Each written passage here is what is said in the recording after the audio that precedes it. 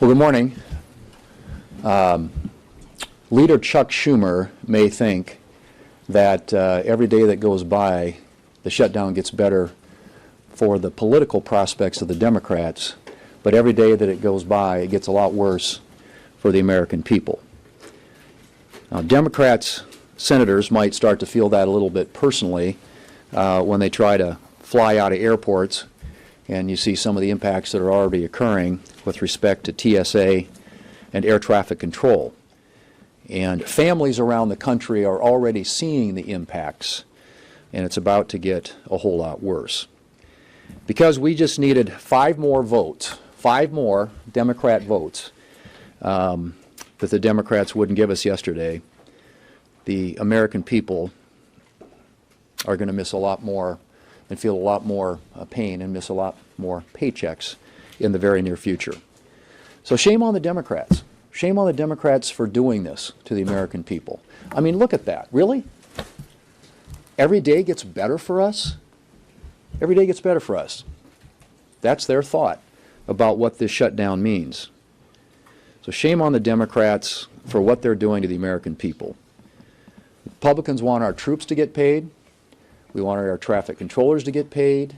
We want our TSA agents to get paid. We want our border control agents to get paid. And we have voted that way now in the United States Senate 7 times to open up the government.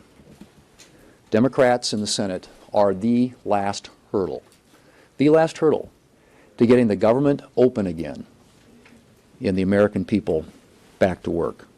But what? Instead, they've decided to pander to their far-left activist base who are cheering what's going on here. And the Democrats tend to be so afraid, I guess is the only thing, or running scared from that far-left activist base, that they are willing to put that ahead of what's in the best interest of the American people. Well, it's time for them to get a backbone. It's really time for the Senate Democrats to show a little courage and put the American people ahead of their far-left activist base. They have a simple choice in front of them. Open up the government. Quit playing politics. Quit talking about how it gets better for us because we're looking at the polling and we think that we're winning. This is all that's between this country and their government being open again. It's this bill. You've seen it before. It's passed the House of Representatives. It's sitting at the desk of the Senate. It could be picked up and passed today, put on the President's desk where he has said he will sign it into law. The government opens back up. People get paid. Troops get paid. Air traffic controllers get paid. TSA agents get paid. Border Patrol agents get paid. And we get back to working on behalf of the American people. That's really, this is it. This is all that is between this country being back to work again, and it's 5 Democrats in the United States Senate. We have a majority of United States senators. 55 out of 100 senators are voting to open up the government. We need 5 bold, courageous Democrats with a backbone who are willing to take on their far-left activist base, join us in passing this. Could do it anytime. Send it to the President, he'll sign it into law. It's that simple. Something they've done 13 times when they had the majority here in the United States Senate and President Biden in the White House. 13 different times. Continuing resolutions are a routine practice around here. They don't get hijacked for extraneous policy writers, and we didn't do that. No gimmicks, no policy writers, no partisan attachments to the bill that came over that the Speaker and the House passed and sent to the Senate.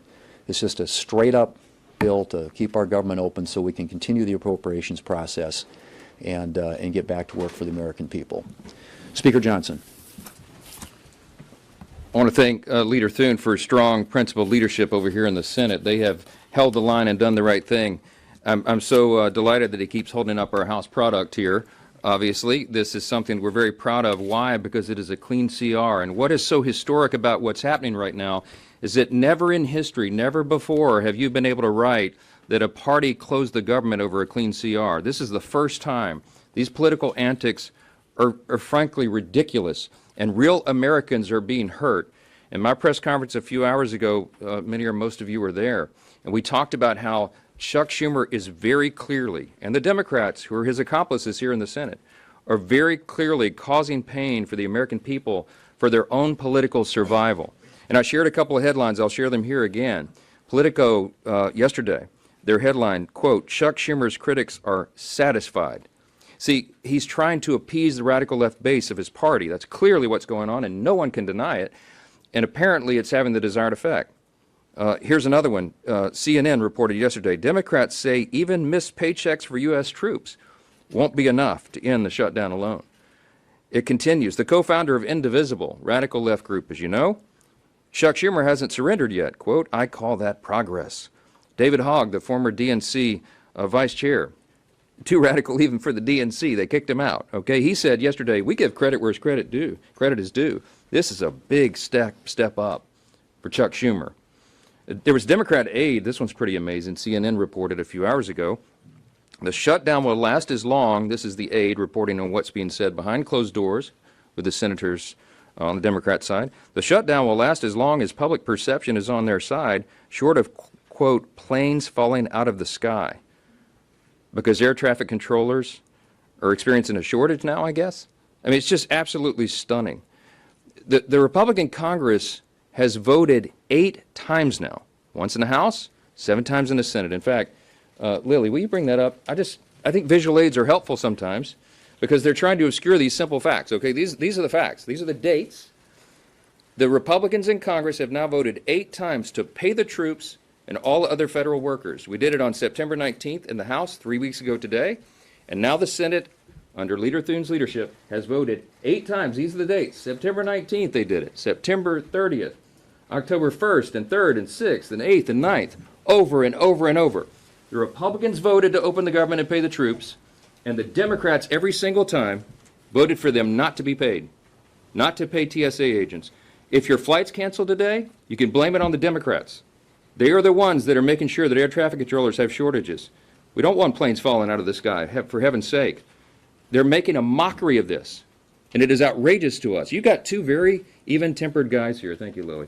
You got 2 very even-tempered guys here. We don't get upset a lot. We don't get our feathers ruffled, okay? But this is so outrageous. It's so beyond the pale because real people are being hurt. You got 700,000 federal workers that will receive paychecks today, followed by an additional 400,000 workers on 10/14. That's their last paycheck. That is the last paycheck they're going to have until the Democrats reopen the government. You got 1.3 million troops, active duty soldiers and airmen, sailors. They're going to miss their check on October 15th because the Democrats dug their heels in and showed that they didn't care. 8 times they have voted not to pay these people who are serving and protecting all the rest of us.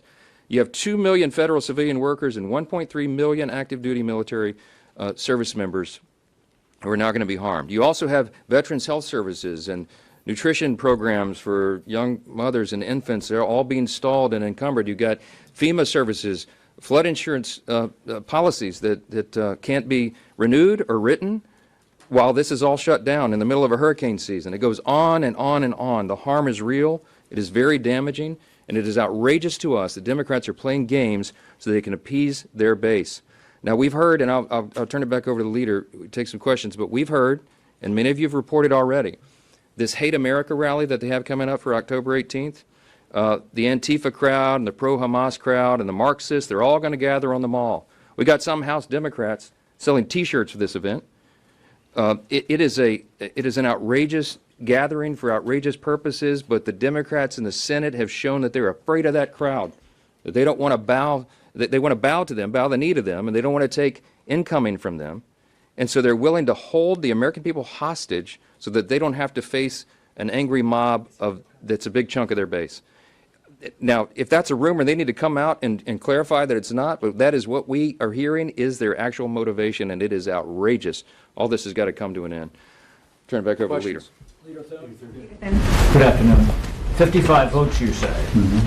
Why not go ahead and use this as an opportunity, if things are so dire, to get rid of the filibuster? Use the nuclear option.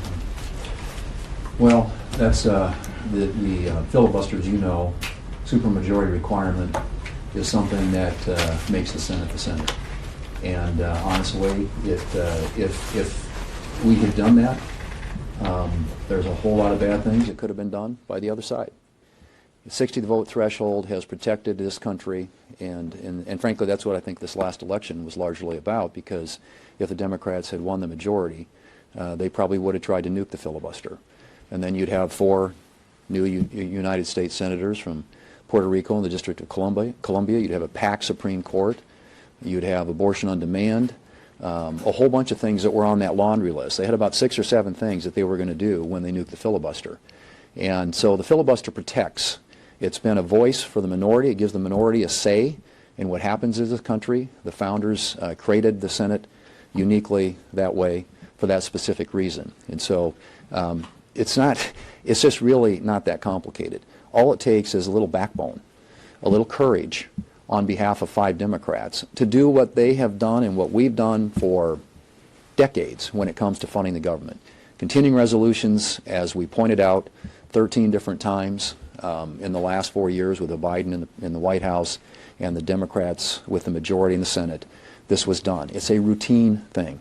And it's just, this is outrageous what they are doing.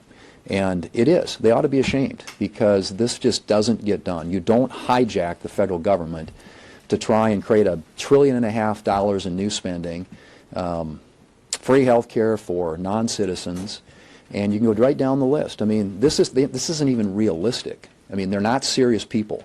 And it's time they came to their senses and did the right thing for the American people. Are you feeling any pressure on the filibuster? No, nobody's pressuring. Well, there's always pressure on the filibuster, sure. Yeah. I mean, there are folks out there who think that is the way we ought to do things around here, simple majority.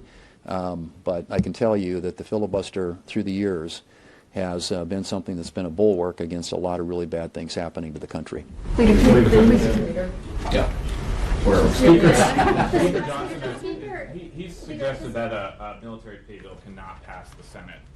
Is that your understanding? Do you think a military pay bill would be blocked by Democrats? Or Well, there's do you a think you're going to try it? military pay bill right here. I mean, I just don't know what I honestly, this pays the military. And all they have to do is pick it up at the desk, give us 5 votes, and the military gets paid.